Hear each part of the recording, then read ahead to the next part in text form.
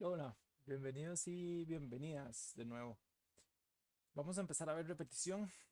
Hasta ahora hemos estado hablando mucho de paradigma imperativo, paradigma imperativo, paradigma imperativo, que iteración, que while, que for.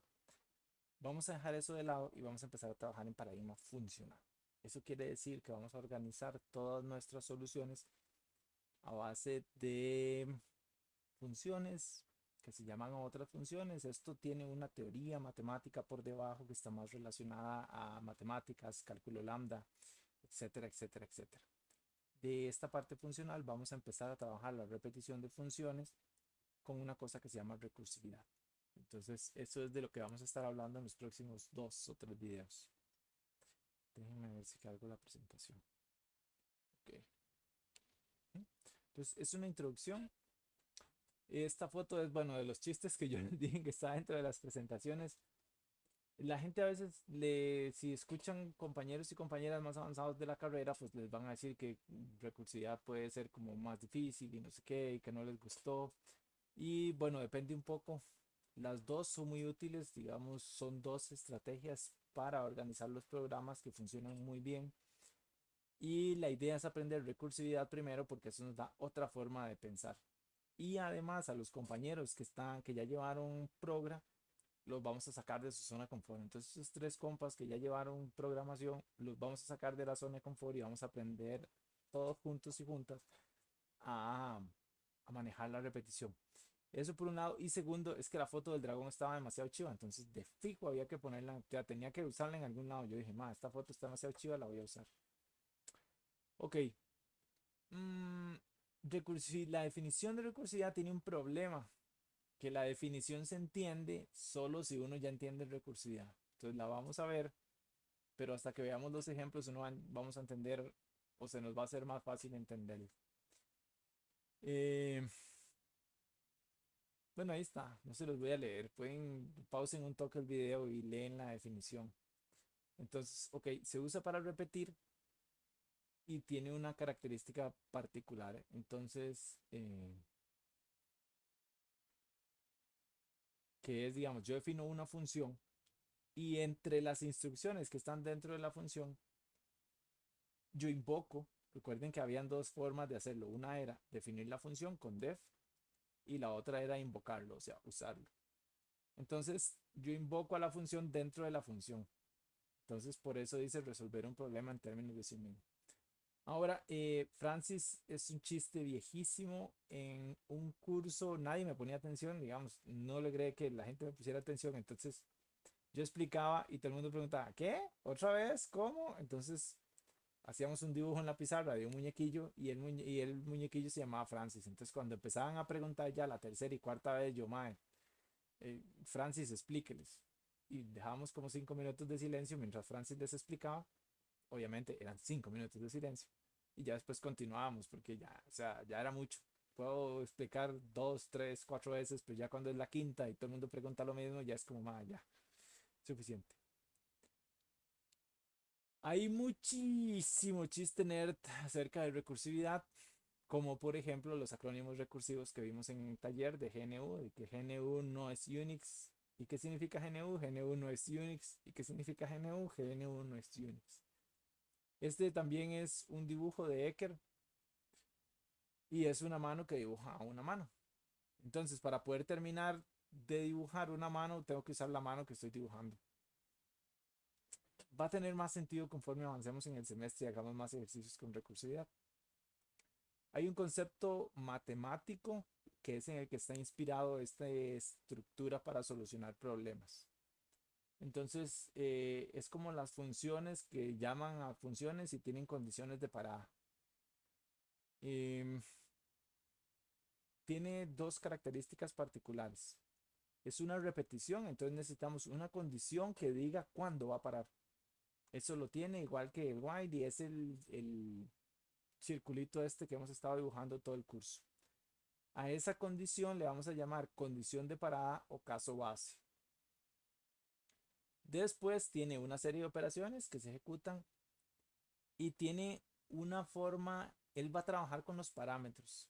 Entonces va a ir modificando los parámetros para irse acercando a esa condición de parada. O sea, cada vez que repite hay que cambiar los parámetros para que sean diferentes y en algún momento lleguen a cumplir la condición de parada. Esto, tómenle una foto, apúntenlo y ténganlo a la par cuando estén trabajando. Esto lo vamos a necesitar siempre, que es una lista de chequeo. Cada solución que nosotros hagamos usando el paradigma funcional, utilizando la repetición de recursividad, tiene que cumplir esas 4 condiciones. Tiene que tener una condición de parada, resultados parciales o operaciones pendientes. Igual lo vamos a entender mejor con los ejemplos. Recuerden, esto es solo la teoría. Y operaciones para llegar al caso base, que sería modificando los parámetros, y una llamada recursiva, que ese sería usar el nombre de la función para controlar la repetición. Esa lista de chequeo son 2 partes, ¿verdad? Estas son las cosas que tengo que revisar y estas son preguntas que me ayudan a determinar cuáles son esas, porque estos elementos tienen que estar, pero tienen que inventarlos ustedes con ingenio y creatividad. Entonces, ok, uno, el caso base o condición de parada, bueno, es cuando termina de dar vueltas. Resultados parciales, operaciones pendientes, bueno, ¿qué dejo para hacer después? Van a ver que en recursividad yo puedo decir, bueno, hágame este procesamiento y déjeme esto para después. Hágame este procesamiento y déjeme esto para después. Este procesamiento y déjelo para después. El de la llamada recursiva es nada más ver si hay llamada interna, y las 5, recuerden, los quedo o los devuelvo al colegio si no ponen documentación interna. Este es un ejemplo de recursividad. Ya vimos como algunos elementos. Entonces, estas 2 diapos que están ahí, que ustedes le sacaron foto con el celular o que ustedes apuntaron, viendo este ejemplo, ustedes las van a comparar. Es un ejemplo de matemática. Es para determinar si un número es natural. Resulta que en matemática, para saber si un número es natural, lo único que sabemos es que el 0 de fijo es un número natural y que el sucesor de un número es un número natural. Entonces, si 0 es un natural, el sucesor de 0 es 1, entonces 1 es natural. El sucesor de 1 es 2, entonces 2 es natural, y así se va. Entonces, ¿cómo resolveríamos este problema de acuerdo a este ejemplo? Me dan un número y yo quiero saber si es un número natural. Entonces, yo voy a agarrar el número y voy a preguntar por el predecesor. Si en algún momento el predecesor es 0, es porque todos los anteriores eran números naturales y por tanto el número que yo puse como entrada es natural.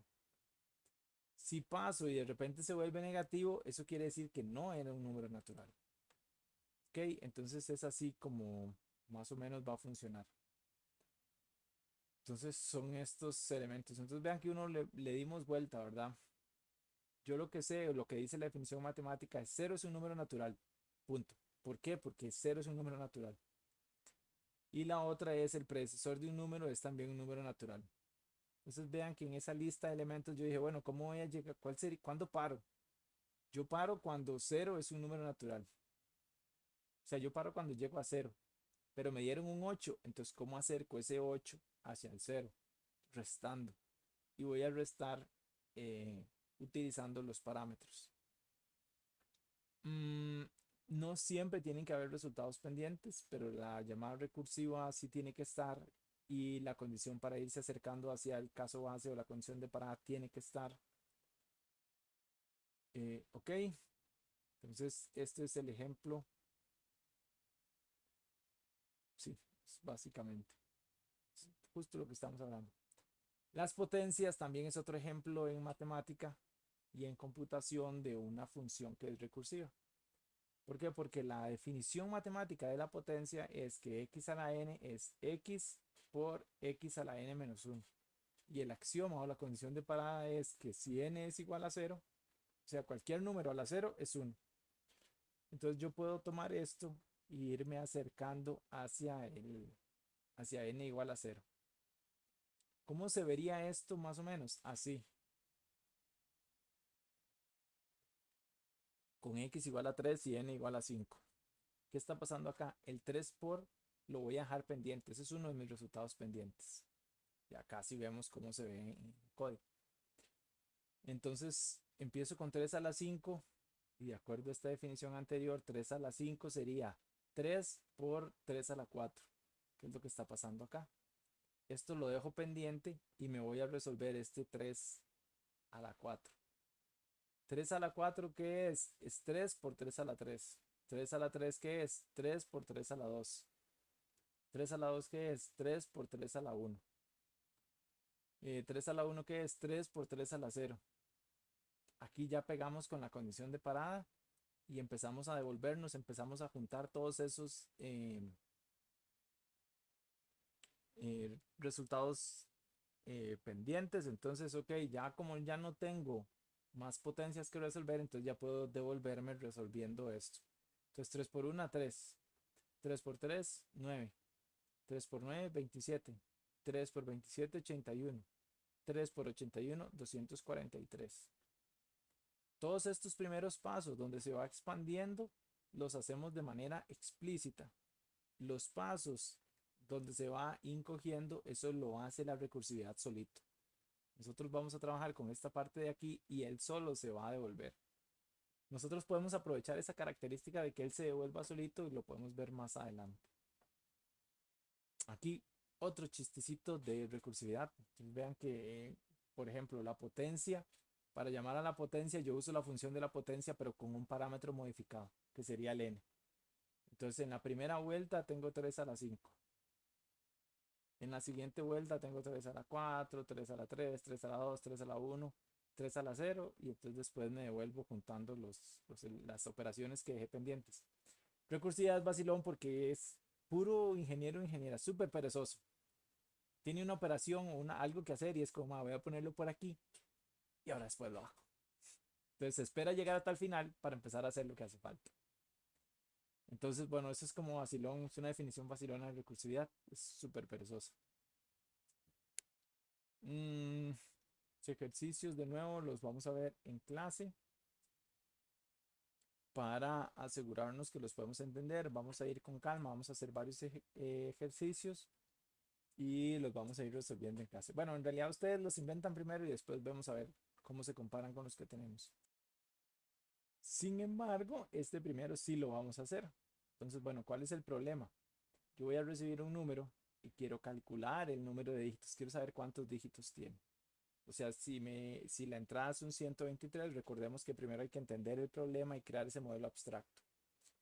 Si la entrada es 123, debería retornarme un 3. Si la entrada es 1525, debería retornar un 4. ¿Ok? Bien. Esto es un comentario típico que se encontraría en una función y puede ser así o puede ser como más específico. El código en principio se vería así. Aquí digo superpoderes de profe activados porque es que el código no me cabe en la pantalla, entonces me comí el comentario aplicando superpoderes de profe. Un chiste malo también de hace algunos semestres. Cada semestre que pasa le agrego un chiste del grupo con el que estuve, entonces ahí hay algunos chistes tan viejos, otros son como más modernos, igual malos, pero más modernos. Entonces, ok, ¿cómo se ve esta estructura? Yo defino una función que se llama número de dígitos. Va a recibir una entrada que es número, entonces el valor de entrada se va a almacenar ahí y después esto que está aquí, este primer if, esta primera bifurcación sería mi condición de parada. La condición de parada siempre va de primero. ¿Ok? Entonces si número es igual a 0, entonces retorne un 0. Sí, después comentamos un poco más sobre esto. ¿Qué es lo que voy a hacer? Digamos, ¿cuál es el algoritmo? Lo que voy a hacer es, si yo tengo un número de 4, voy a quitarle 1, voy a contarlo. Y voy a irle quitando dígitos al número hasta que ya no me queden dígitos. Y cada vez que quito un dígito voy a sumar 1. ¿Ok? Eso es lo que está haciendo en esta otra línea. Esta otra línea son resultados pendientes, 1 más. Igual que en el ejemplo de la potencia, lo voy a poner ahí. Entonces ese 1 más y lo voy a resolver más adelante. Esto que está aquí es la llamada recursiva. Vean que esta invocación a la función tiene este mismo nombre.